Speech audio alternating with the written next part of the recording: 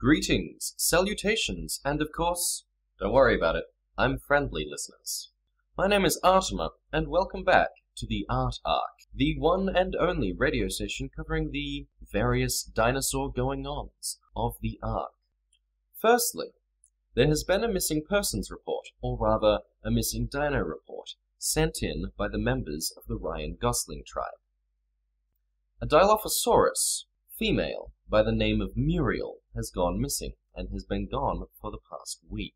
Her husband, Eustace, and the saber cat by the name of Courage miss her very, very dearly, and they would like to see her brought home as soon as possible. So if anybody sees a Dilophosaurus, a Dilo, by the name of Muriel, you can let her know that a cat named Courage is missing her. More on this if I ever hear any more. Hopefully she comes home soon. In other news, there has been a spree of raids throughout the southwest of the island. No one quite knows exactly who has made these attacks, although fingers have been pointed at the Seal Cub Clubbing Club. But what can be confirmed is that at least 2 tribes were eliminated completely, their bases reduced to nothing but walls and burnt-out husks of buildings. One of those tribes was a large tribe by the name of the Gods, and the other, I don't even know. I've seen their base a few times, but I've never ventured too close, and all I know is that the entire structure, their entire fenced-in area, and their rather impressive-looking guard towers are completely gone. There is not a scrap left. Also fallen victim to these series of attacks is the Ryan Gosling tribe, although they received a much smaller raid, and the Boops, the tribe that I call my own. I can tell you with absolute certainty that these attacks are not welcome. Obviously that is the case. No one wishes to be attacked, but it really, really stings. You don't truly understand the feeling until you've been raided yourself, until you've found that your security was not nearly enough to cope with what you're up against, and that everything you have has been blown open and looted out. However, my tribe and I are strong, and I believe the Ryan Gosling tribe is strong as well, and we will rebuild, because we have the opportunity. But our hearts definitely go out to the gods, and that other, as yet unnamed tribe that has been reduced to nothing but ash on the wind. This part of the island will miss them dearly, but we will carry on. With the topic of raids clear in everyone's mind, and quite recent, I think it's best that I have a bit of a discussion about base security, and how to fortify yourself, or protect yourself from those hostile tribes that do roam the island. They exist, and they will find you. And so, as far as I can tell, you've got 3 main methods of defense, and there's different tribes employing different methods, based on their own equipment and their own needs. Hide is obviously the first choice. It's the first choice we, the Boops, took. It's the first choice I take when working alone, and the first choice of most tribe groups, or even individual survivors. Hide somewhere on the island. Build somewhere where people don't go. It's out of the way. My recommendation, if one chooses to hide, is to avoid water sources, and definitely avoid any sort of trail. Farming is quite popular on the island, but it requires irrigation. If you build your irrigation pipes connected to a water source, you can guarantee that you'll be found. In fact, the closer you are to water, the greater the likelihood that someone's going to stumble across you, because the rivers make excellent navigation markers, whereas the forests and jungles do not. Hiding in the mountains is also not recommended because mountainous areas, areas with high mineral content, high metal content in the rock, are quite prone to players wandering around, as well as being some of the more dangerous areas on the island, prone to attacks from saber-toothed tigers and the like. So while hiding may provide you security in the short term, you can guarantee eventually someone will stumble across where you are, particularly as you continue to expand and fortify your location. And so one has to wonder which of the 2 other options one's going to pursue. The second, and perhaps more well-used method, is the scatter approach. Many tribes, as they approach their middling age, preferably before being raided, but often just after their first major attack is made against them, choose to scatter across the island, building a number of small 3x3 or 2x2 structures. Small bases that can be easily hidden somewhere, kept well out of sight, and if one is found, resources are fairly scattered, so there's not a great deal of loss. This approach means that you're unlikely to ever be truly damaged in an attack, because you've always got something hidden away, somewhere else where you can work. But again, eventually, all of your locations will be known. And you also struggle on maintaining a large presence in an area. If one doesn't have a large base to signify your presence, you're not really known as a large tribe to the people nearby, and that intimidation of a large base can prevent many attacks. You also have to rely on, personally in my opinion, inferior defensive measures. Wooden structures are all well and good for a 2x2 or 3x3 house, but if one was to upgrade to stone or metal, one draws a target on oneself. A 2x2 or 3x3 stone structure simply doesn't have enough room to have secondary doors or more measures of defense aside from the main front door, and so can easily be raided by anyone with a small degree of determination. Heck, a wood door can be broken down with simple metal tools, and so isn't any true defense. Which is where the third option comes in, the option to build.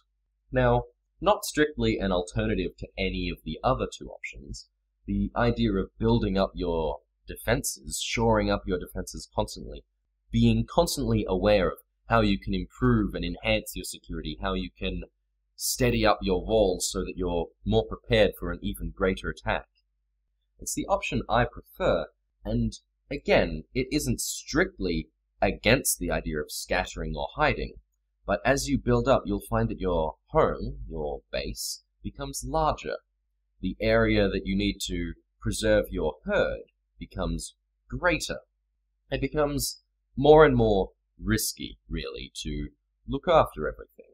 You become a very large target to warring tribes. The Seal Cub Clubbing Club may well have attacked us, if it was indeed they who attacked the Boops, because we were a large base. A large wooden structure that eventually everyone knew about. We could only hide so long, and we had tried scattering, but every time we'd tried to build in a furthest flung area, we'd been immediately destroyed. Which is fair enough, we were probably encroaching on someone else's territory. But building a large base did make us a target, and despite our metal walls and metal doors, we did find ourselves vulnerable to attack. Most recently, in sight and in light of our recent attacks made against us, well, we've enhanced our defenses. We've built a second layer of walls, and this is something I can recommend to any tribe looking to start out. Build a second layer of walls and keep it just as sturdy as your interior. The more layers between you and your enemies, the more work they have to put in to get something, the less likely that you're going to lose that value, because while they may breach your outermost areas, getting into your inner sanctum, your most secure location, might be more resources than they have to spare, or are willing to spare, because there might not actually be anything good inside. This has been a discussion on base security. I hope you've all learned something and taken something into consideration when it comes to building your next tribal town. A brief point on one of last week's topics. Last week I did a report on the eventual downfall, the Reign of Terror. Last week I did a report on the Reign of Terror and eventual downfall of a figure known as Cobra and his ever name-changing tribe, a group who raided and destroyed quite a number of small bases, not completely destroying the tribe or taking absolutely everything, but certainly dealing an awful lot of damage. It turns out, at least according to my new sources, that Cobra was in possession of some form of divine or infernal power. Somehow, he had rendered himself immortal. We are unaware of the cause of this, but that may very well, these very likely, in fact, in my personal opinion, have been the cause for the administrator taking a aggressive stance towards dealing with the Cobra problem.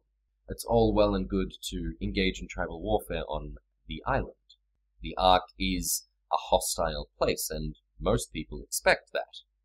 But the use of infernal or divine powers is quite abhorrent to both myself and the administrator. We agree on this wholeheartedly, and let's say it, good riddance, Cobra. We are happier without you.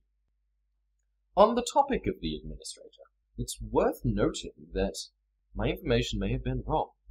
It turns out that there's not just a single administrator, but rather 3.